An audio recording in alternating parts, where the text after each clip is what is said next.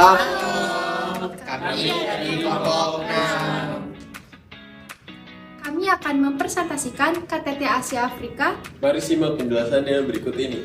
Saya Muhammad Al-Faruq. Saya Landeus Karolus Olor. Saya Demol Diapane. Saya Farhan Ayaju Paj. Saya Yoga Putra Pertama Halim. Saya Siska Fitriani. Latar belakang. Latar belakang diselenggarakannya Konferensi Asia Afrika adalah adanya kekhawatiran dari pemimpin negara Asia dan Afrika mengenai polarisasi dua kekuatan, yaitu Amerika Serikat dan Uni Soviet, yang dianggap dapat melahirkan neokolonialisme. Nah, Konferensi Asia Afrika adalah sebuah konferensi bagi negara-negara di kawasan Asia dan Afrika.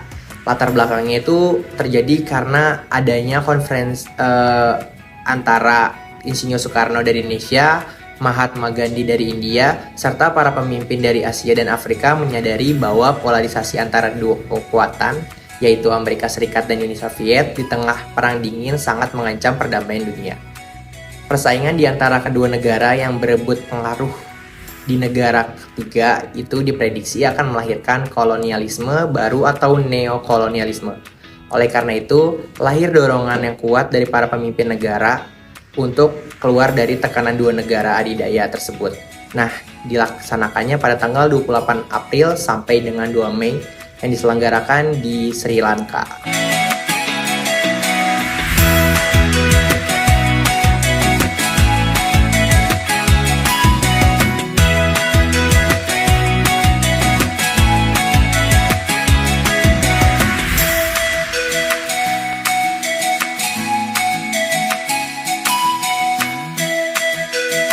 Penyelenggaraan ada pertemuan 1 dan pertemuan 2. Pertemuan satunya KAA dilaksanakan Konferensi Kolombo Sri Lanka tanggal 28 April 1954 sampai 2 Mei 1954. Hasil kesepakatannya untuk mengadakan konferensi lanjutan antar negara Asia dan Afrika.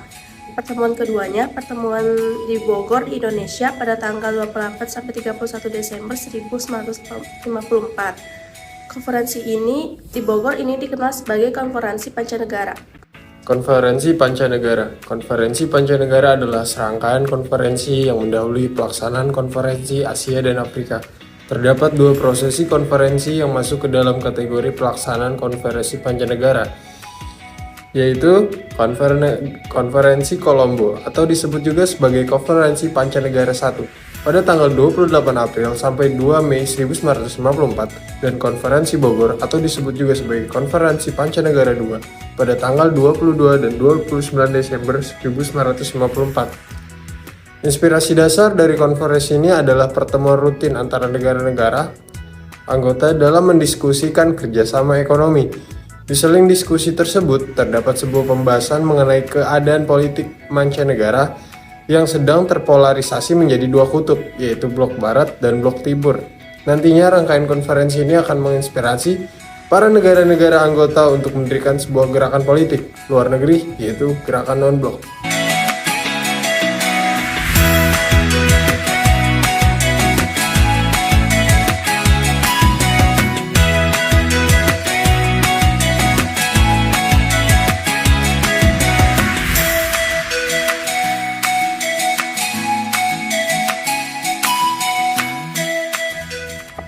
Wakil Konferensi Pancanegara terdiri dari 5 orang Perdana Menteri yang hadir, yaitu dari Indonesia diwakili oleh Perdana Menteri yang bernama Mr. Ali Sastro Mijoyo. Dari Pakistan diwakili oleh Perdana Menteri yang bernama Muhammad Ali Jinnah.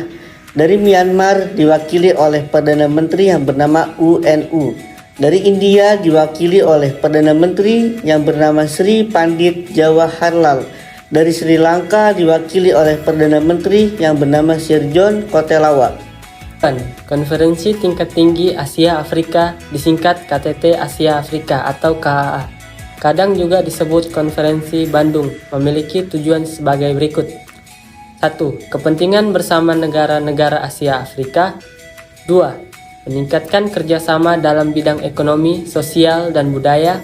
3. Kedaulatan negara imperialisme dan masalah-masalah realisme.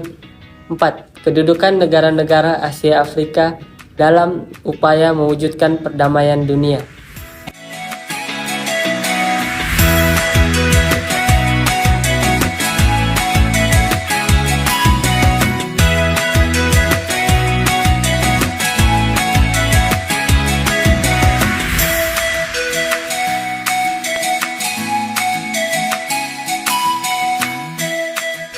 Pelaksanaan dilaksanakan di Bandung pada tanggal 8 sampai 25 April 1955. Terus berlangsung di Gedung Merdeka yang sekarang terletak di Jalan Asia Afrika, Bandung. Terus dibuka secara resmi oleh Presiden Soekarno pada tanggal 18 April 1955 dan dihadiri oleh 29 negara dan 6 diantaranya negara-negara Afrika. 29 negara peserta, penyusun dan penyelenggara KAA: Indonesia, India, Birma, Pakistan, Sri Lanka. Ada juga peserta berasal dari negara-negara Asia dan Afrika: Afghanistan, Yordania, Saudi Arabia, Kamboja, Jepang, Laos, Sudan, Ethiopia, Lebanon, Suriah, Filipina, Liberia, Turki, Ghana, Libya, Vietnam Selatan, Thailand, Vietnam Utara, Mesir, Yaman, Irak, Nepal, Iran, Cina.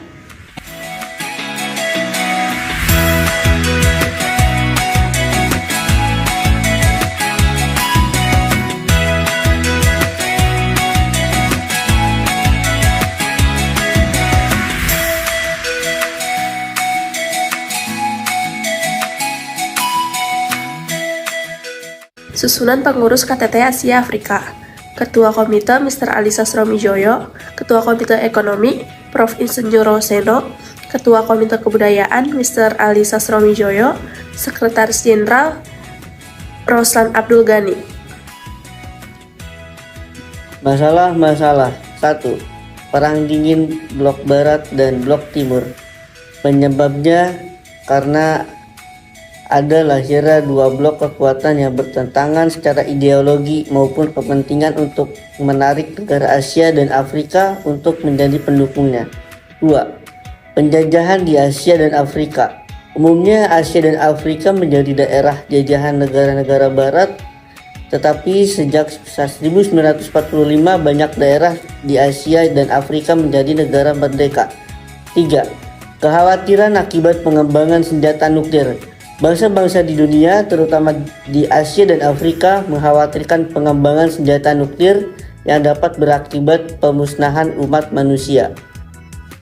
Pertemuan Konferensi Asia Afrika yang berlangsung selama 8 hari itu menghasilkan beberapa keputusan. Di antaranya, memajukan kerjasama antar negara Asia Afrika di bidang sosial, ekonomi, dan kebudayaan, membantu perjuangan melawan imperialisme, serta menjunjung tinggi keberadaan hak asasi manusia, serta ikut serta dalam menciptakan perdamaian dunia. Selain itu, KAA juga menghasilkan 10 prinsip yang tercantum dalam Declaration on the Promotion of World Peace and Cooperation, atau dikenal dengan Dasasila Bandung. Keberhasilan KAA mampu mengurangi ketegangan dunia pasca Perang Dunia II. Negara-negara kolonialis, imperialis melepaskan daerah jajahannya akibat lahirnya paham dunia ketiga atau non-aligned. Selain kiprahnya membantu urusan perdamaian dunia, Konferensi Asia Afrika turut serta mendukung Indonesia dalam upaya pembebasan Irian Barat.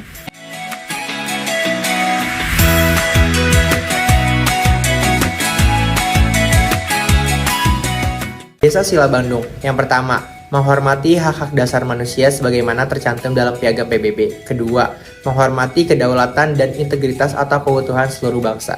Yang ketiga, mengakui persamaan ras dan hak seluruh bangsa. Yang keempat, mencampuri urusan dalam negeri negara lain. Yang kelima, menghormati hak tiap bangsa dalam mempertahankan diri sebagaimana dalam PBB.